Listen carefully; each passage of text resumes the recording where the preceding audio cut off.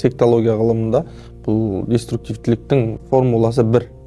Оған тек жаңағы әртүрлі діндерді әкеп сала берген кезде сол діннің ішінен шыққан секталар болып кете береді да. Деструктивті діни идеологияны насихаттаушы тұлғалар бар ғой, жаңағы деструктивті көзқарас иелері деп те атасақ болады. Сол кісілердің уағыздарында негізінде түбіне келген кезде олар өздерін басшылық орынға қояды да, өздерінің тыңдаушыларды өзіне бағынышты орынға қояды. Және бұлар команда, яғни пәрмен беру арқылы жұмыс еткісі келеді. Ал бұлардың пәрмені екі түрлі ғана болады. Мына жердің барлығы адасқан, мына жерлердің бәрі дұрыс емес. Бұл жерлер жаңағы діни қағидаларға сай емес, Құдайдың заңымен басқарылмайды, адамдардың қолымен жасалған заңдарға басқарылады. Бұл жерді тастап кет дейді. Бұл бірінші пәрмен. Екінші жол, ол ешқайда кетудің қажеті жоқ. Айналамыздың бәрі адасқан, иә.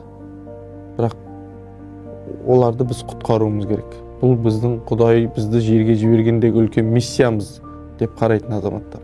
Ойындармен әсер ету, видеолармен әсер ету, контентпен әсер ету, бұл барлық сектада бар, барлық деструктивті діни ағымдардың барлығында бар. Бұл механизм, өздеріне адамдарды тарту механизмі. Бұл механизмде мынау қоғамның талабына, заманның талабына сай өзгеріп отырады. Мәселен, ең бірінші Қазақстан Республикасы тәуелсіздігін алып, ең бірінші мынау деструктивті діни ағымдар елімізге кіре бастаған кезде өзінің жақтастарын қалай көбейтті?